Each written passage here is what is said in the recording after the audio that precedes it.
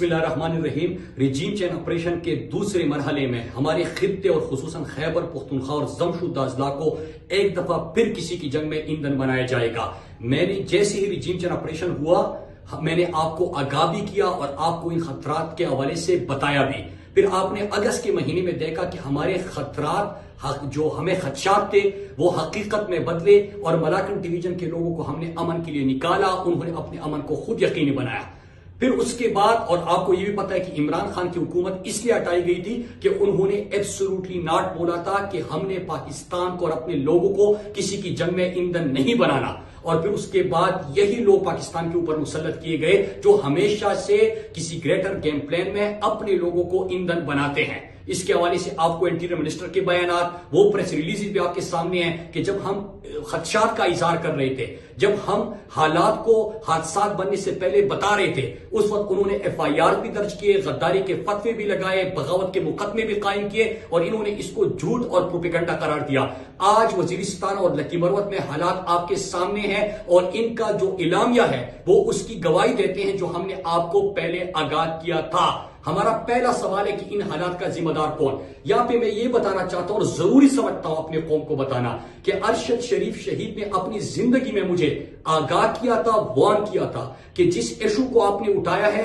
جس طرح ریجیم چین آپریشن کے دوسرے مرحلے میں گریٹر گیم پلان کے حوالے سے آپ بات کر رہے ہو، امن کو اور اپنے لوگوں کو محفوظ بنانے کے لیے بات کر رہے ہو، یہ فیصلے آلریڈی ہو چکے ہیں اور یہ آپ کے پیچھے آئیں گے۔ پھر اس کے بعد آپ کو یاد ہوگا کہ ہم اس سے سوال کرتے تھے، اس کے حلیے میں لوگ ہمارے سامنے آتے تھے، ان سے سوال کرتے تھے اور ان کے حلیے میں لوگ ہمارے سامنے آتے تھے۔ پھر میں نے پریزیڈنٹ کو خط بھی لکھا، میرے گھر اسلحہ بردار موٹر سائیکل سوار بھی آئے، اس کے علاوہ مختلف جو ثبوت ہے میں نے پریزیڈنٹ صاحب کو اپنے خط میں ان سے آگاہ کیا۔ لیکن چند دنوں سے میرے پاکستانیوں، چند دنوں سے مستند ذرائع سے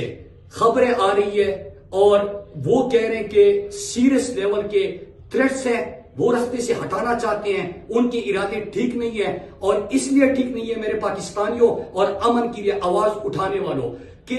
ہم نے ان کا greater game plan Malakand division میں ایکسپوز بھی کیا اور ناکام بھی بنا دیا تھا، تو اسی لیے راستے سے ہٹانا چاہتے ہیں۔ لیکن میں آپ سے مخاطب ہوں، یہ جنگ میری نہیں، یہ میری ذاتی جنگ نہیں۔ آپ کے گھر سے کوئی بے گھر نہ ہو، آپ کی جو عزت دار مائیں بہنیں بیٹیاں ہیں وہ پھر کہیں کیمپوں میں زندگی نہ گزارے، آپ کے بزرگ کسی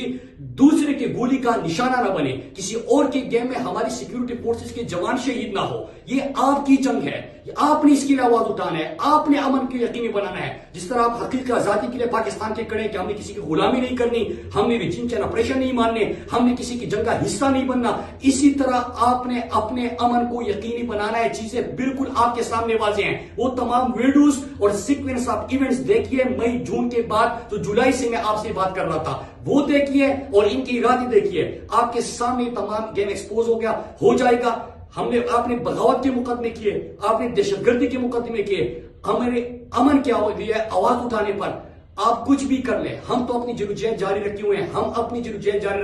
رکھیں گے۔ لیکن میرے پورے پاکستان کے ہر شہری، ہر قوم سے تعلق رکھنے والے، میں آپ سے مخاطب ہوں کہ آپ نے اپنے امن پہ کمپرومائز نہیں کرنا، آپ نے کسی کی جنگ کا ایندھن نہیں بننا، آپ نے کسی گریٹر گیم پلان کا حصہ نہیں بننا۔ اپنی آنکھ اور کان کھلے رکھو، کوئی آپ کو استعمال نہ کرے، اس کا بھی ہم نے سوچنا ہے۔